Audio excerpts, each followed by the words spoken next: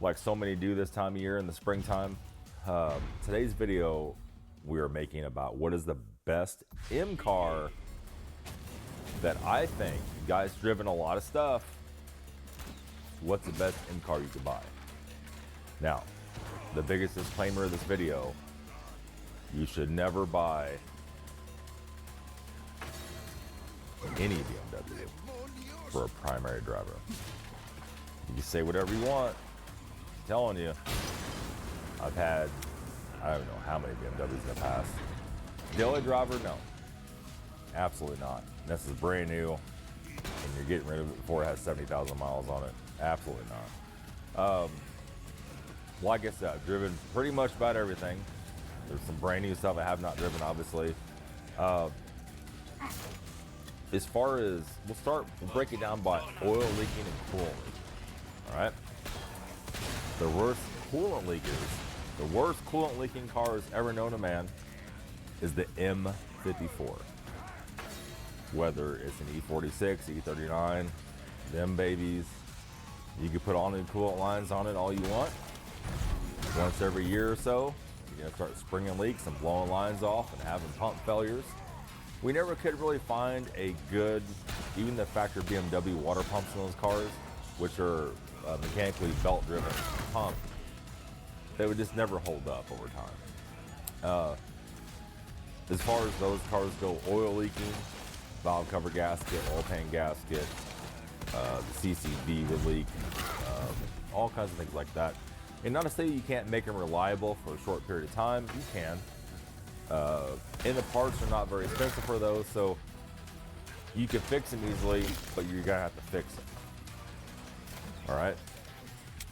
So let's break this down into cars that have the least amount of oil leaks out of anything. Number one, of all the BMWs, what's the least leaking engine? S85. That leaks the least, it still leaks oil, a little bit, but with metal valve covers, with metal everything else, you just don't have the oil leaks. Number two, these cars are pretty good about not leaking oil also. And there again, metal valve covers, not a lot of issues. Now, other metal valve cover engines, older stuff, like the M62 TU, those leak oil bad, metal valve covers. Not sure if it's a bolt spacing difference or metal structural integrity issue with the valve covers, but it still leaked over time. Not to say you couldn't get them stop leaking, but overall, if you buy one of those cars, they're gonna be leaking. You know, old M50 stuff, old school OBD1 with the metal valve covers, those will still leak. And you can replace the valve cover gasket, get it to stop for a while, and them still leak. You know, overall, your V8 stuff, I'll go to the most serial oil leakers there is. Period. Like, it's gonna leak no matter what you do. M62 TU, N62, N63 and S63, habitual oil leakers. Habitual. I know you're gonna tear me up for saying this.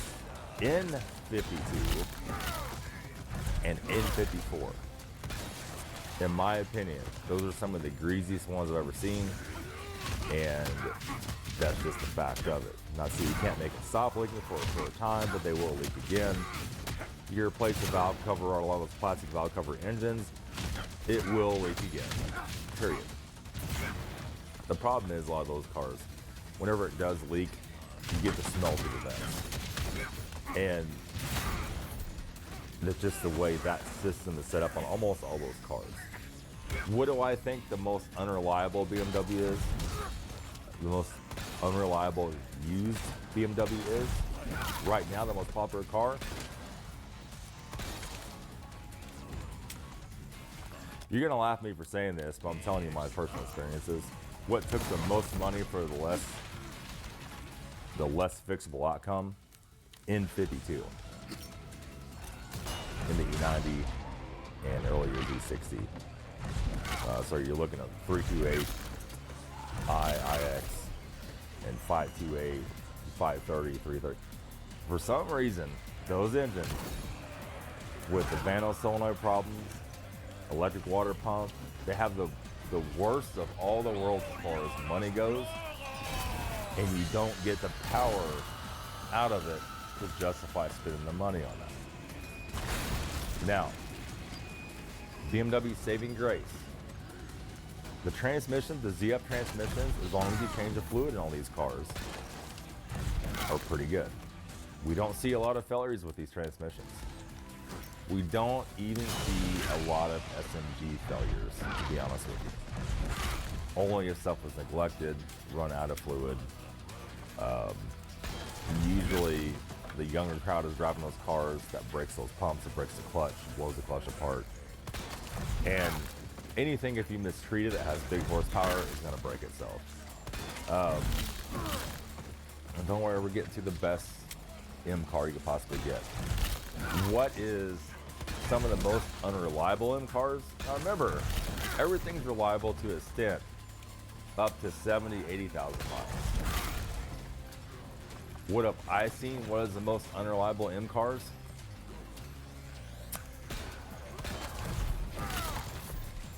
S55.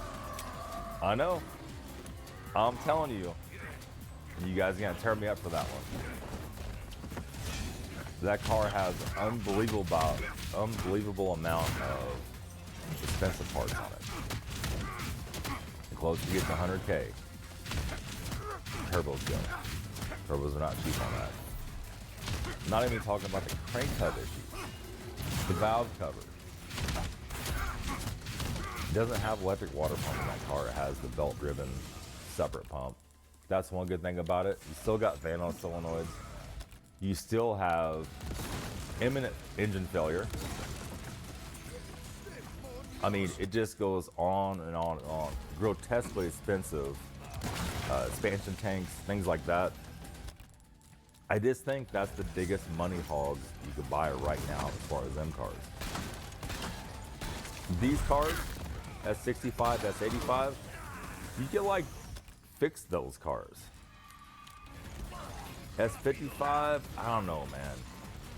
I just don't get that warm and fuzzy feeling of driving those cars that's gonna be reliable.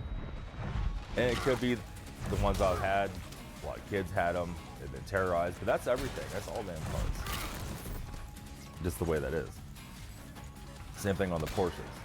A lot of the Porsches, once the kids get a hold of them, the late teens, early 20s crowd, usually that's in the life of the Caymans, the 911s. They usually tear those up and the expenses start. And you know, you can run a car hard, but then there's not knowing what you're doing running it hard that breaks stuff. And you know, if it's a manual or a clutch kicking it, drifting, that's going to destroy anything you have. And to be fair, as this car is with the dual clutch, these really don't have a lot of issues. The dual clutches or any of the ZF stuff, as long as you change the fluid. Gotta change the fluid. Once you be changing on a DCT, 60, 70,000 miles. Because once you get to 118 like this car is, the filter's getting stopped up. The fluid's getting bad enough where it's causing stuff not to work right. And then if you run it too long, it goes out. You know, it's just, that's that way with any car, even a Toyota. If you don't service a Toyota correctly, you're not going to get 5, 6, 7, 800,000 miles out of it.